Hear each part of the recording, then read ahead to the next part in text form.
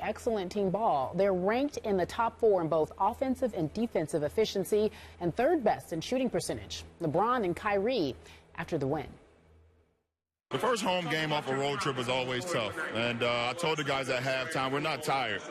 Don't let the mental fatigue or whatever you're thinking about get us off track of what we're trying to do. And we came out in the second half, especially in the fourth quarter, and defended like we've been doing over the streak. It's fun to be playing the way we're playing right now, and it's fun to be a part of it.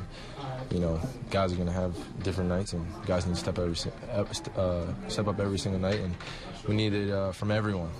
You know, whether it's 2 minutes, 2 points, 1 rebound, or anything. We need everything that we can get in order to win ball games.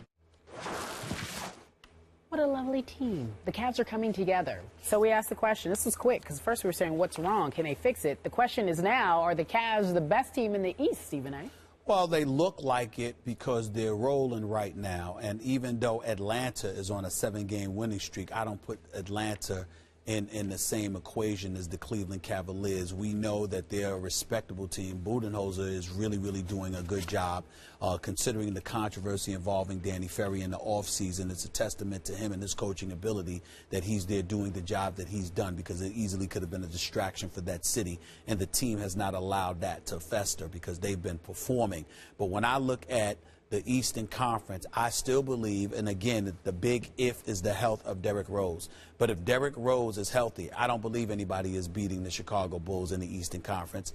I believe that the Cleveland Cavaliers would have the best chance. I believe that the Cleveland Cavaliers right now look like the best team in the East because they're starting to roll, and you've got Kyrie and LeBron and Kevin Love playing the way that they're playing with Anderson Varejao, with Tristan Thompson doing some things off the bench. I'm pleased with what I'm seeing from them. But in the end, I got to tell you this. It's 2 teams that I'm going to watch out for.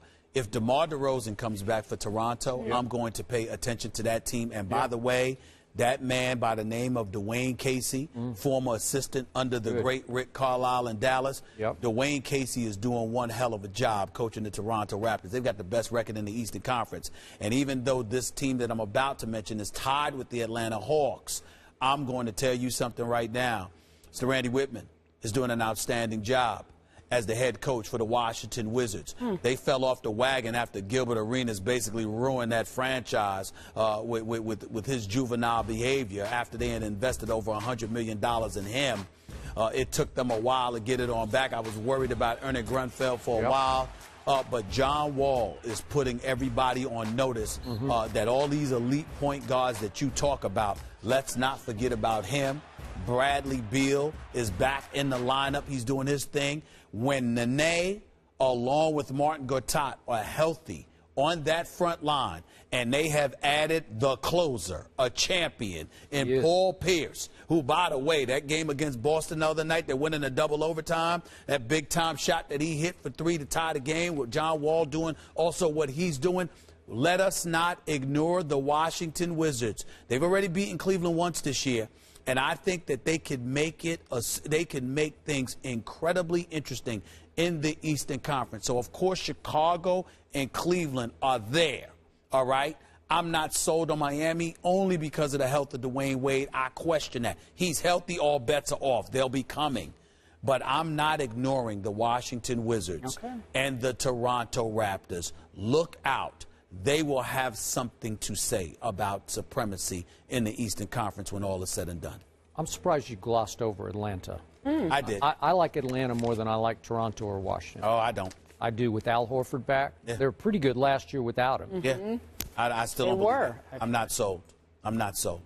Okay, let's go back to the best team in the East. I like them, but I'm not sold. I'm a little surprised because you've cooled on your Bulls. You're bullish on the Bulls for a long time. Bullish, but I'm just saying, man, every single week we're wondering if Derrick Rose is going to play. That's why I have nothing to say. Well, but if he's healthy, they're my pick to come out of the East. That's why I didn't pick them. And by the way, I don't know about that. Dwayne, what's that? Would you have picked Chicago if you knew Derrick Rose was healthy? Yeah, I've told you from the start. I just don't trust his longer-term health. I thought you would have picked Cleveland regardless. That's what I'm saying. I'm sorry. No. By the way, the Heat had a big win last night at Phoenix.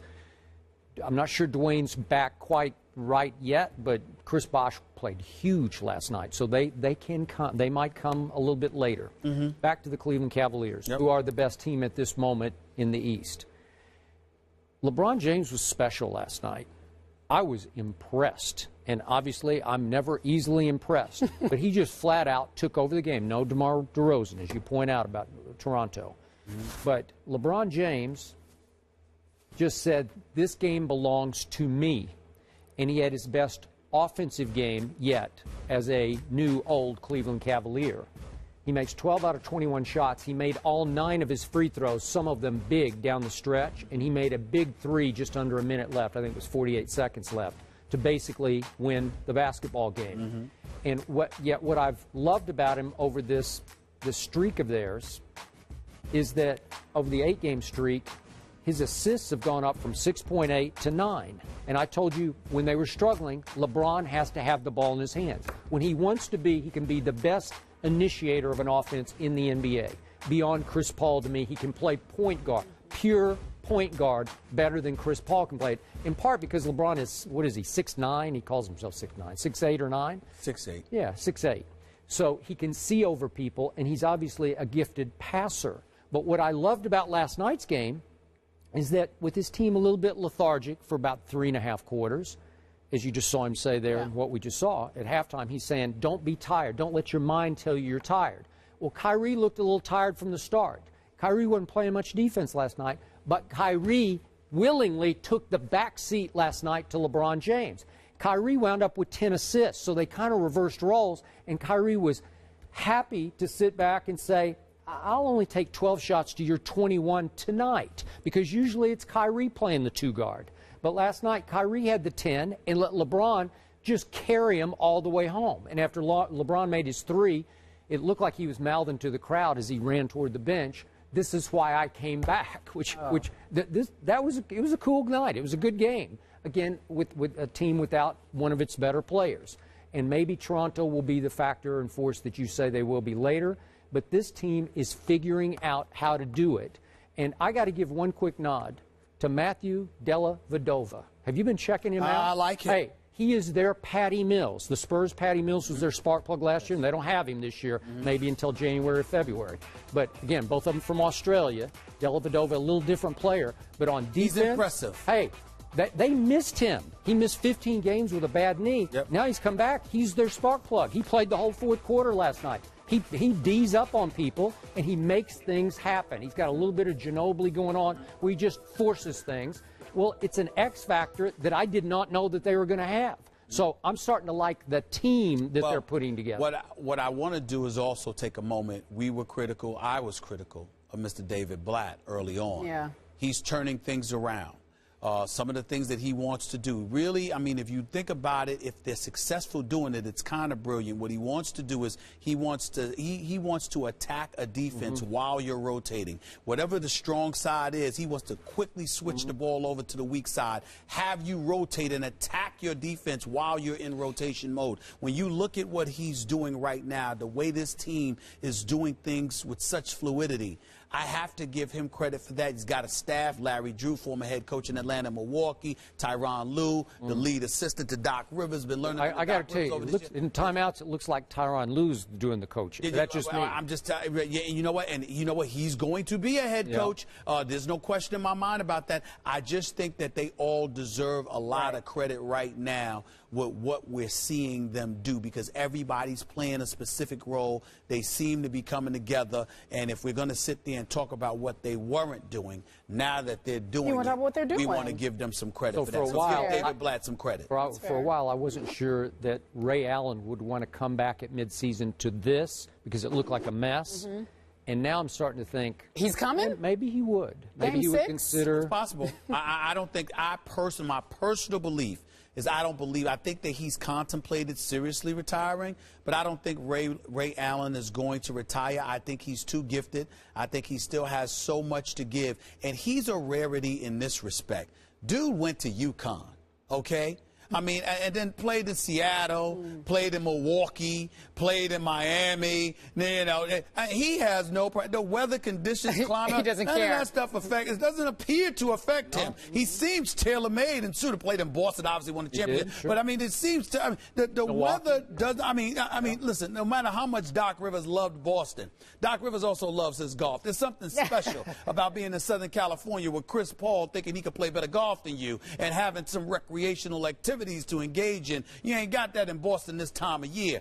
But Ray Allen, he's one of those dudes, him and KG, they don't seem to care too much about the weather. I mean, it doesn't matter where they are. As long as they're balling, they're okay. So I think that helps Cleveland. Okay. Because if it wasn't for that, I would wonder, where's he going to go? Because you got to remember, San Antonio would love to have Ray Allen, too. I know, but you don't see it happening? I don't see it. Yeah, I don't think they need him. He's needed more in Cleveland. He's needed more. I thought you were leaning towards saying he was going to the Clippers. No. Well, listen, the Clippers are a consideration. They would love to have him. They need a 3 more than anybody because even though Matt Barnes can defend, they still need somebody else. But I don't know if Ray Allen's that 3, but he's definitely a sharpshooter. You got to take that into consideration. You got to take Popovich into consideration because every player in the league admires how he manages players' minutes. Okay. They think he's brilliant with that. But of course, Cleveland appears at the moment to be an ideal situation for Ray Allen. Cleveland or Chicago. All right. Did you just explain why you spend so much time in L.A.? That's what I was hearing, too. I was hearing that. No, you would be in the golf. Me, personally, I would love to be in L.A. You think? You know what? I just have this You feeling want to be in L.A., too? Maybe in a couple of days you might just be in L.A. again. Is that possible? That is possible. Yeah, I think I just gave you the idea. You may just say, I'm going to LA. Hollywood does call from time to time. Does it now? It wants you. It needs your services. I wouldn't say it needs me, but it does appear to want me sometimes. Oh, it needs you from time to time. All right, quickly, with the gentleman. They need George Jefferson's look-alike.